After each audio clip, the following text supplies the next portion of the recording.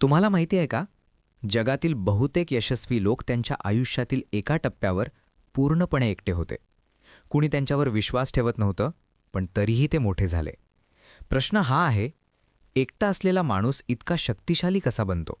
कधी तुम्हाला असं वाटलं आहे का की तुमच्या आयुष्यात कोणीच तुमच्यासोबत नाही? मित्र दूर गेले, नातेवाईक समजून घेत नाहीत आणि कधीकधी स्वतःचे लोकसुद्धा तुमच्यावर विश्वास ठेवत नाहीत. अशा वेळी मनात एकच प्रश्न येतो, मी एकटाच का? पण एक गोष्ट लक्षात ठेवा, इतिहासात ज्या लोकांनी मोठं काही केलं ते बहुतेक वेळा एकटेच चालले होते. जेव्हा माणूस एकटा असतो तेव्हा त्याच्याकडे दोन पर्याय असतात. पहिला, परिस्थितीला दोष देऊन हार मानणे, आणि दुसरा, त्या एकटेपणाला शक्ती बनवणे. बहुतेक लोक पहिला पर्याय निवडतात. ते म्हणतात, माझ्याकडे कोणी नाही त्यामुळे मी काही करू शकत नाही. पण जे लोक आयुष्यात मोठे होतात ते दुसरा पर्याय निवडतात. ते म्हणतात, माझ्यासोबत कोणी नाही, म्हणजे आता मला स्वतःवरच विश्वास ठेवायचा आहे. आयुष्यात एकटेपणा ही कमजोरी नाही, ती तुमच्या शक्तीची सुरुवात असते. कारण जेव्हा तुमच्यासोबत कोणी नसतं तेव्हा तुम्हाला एक महत्त्वाची गोष्ट समजते. तुमचं आयुष्य बदलण्याची जबाबदारी फक्त तुमची आहे. लोक साथ देत असतील तर चालणं सोपं असतं, पण जेव्हा कोणी नसतं तेव्हा तुमचा खरा स्वभाव दिसतो. एकटा माणूस दोन गोष्टी शिकतो. पहिली म्हणजे स्वतःवर विश्वास ठेवणे, आणि दुसरी म्हणजे स्वतःच्या मनावर नियंत्रण ठेवणे.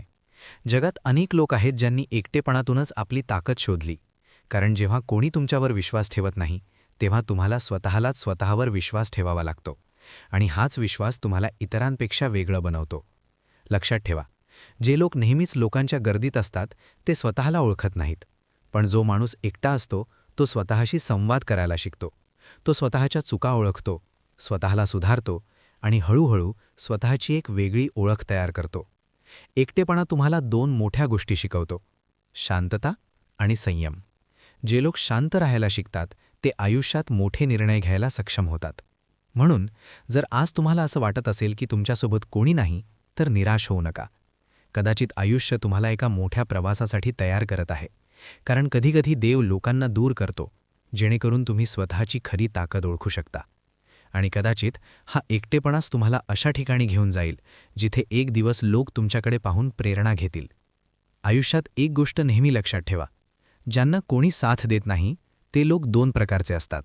पहिले ते जे स्वतःला दुर्दैवी समजतात, आणि दुसरे ते जे त्या परिस्थितीला संधी बनवतात.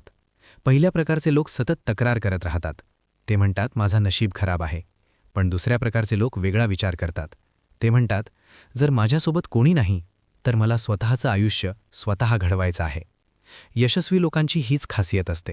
ते परिस्थितीवर रडत बसत नाहीत, ते परिस्थिती बदलतात. एकटेपणा माणसाला मजबूत बनवतो. तो तुम्हाला शिकवतो की आयुष्यात प्रत्येक वेळी कोणीतरी मदतीला येणार नाही. कधीकधी तुम्हालाच स्वतःचा आधार बनावा लागतं. आणि जे लोक स्वतःचा आधार बनायला शिकतात ते आयुष्यात कधीच हारत नाहीत. कारण त्यांना माहीत असतं की जर कोणी सोबत नसेल तरीही ते पुढे जाऊ शकतात. लक्षात ठेवा, मोठं यश मिळवण्यासाठी अनेक वेळा एकटं चालावं लागतं.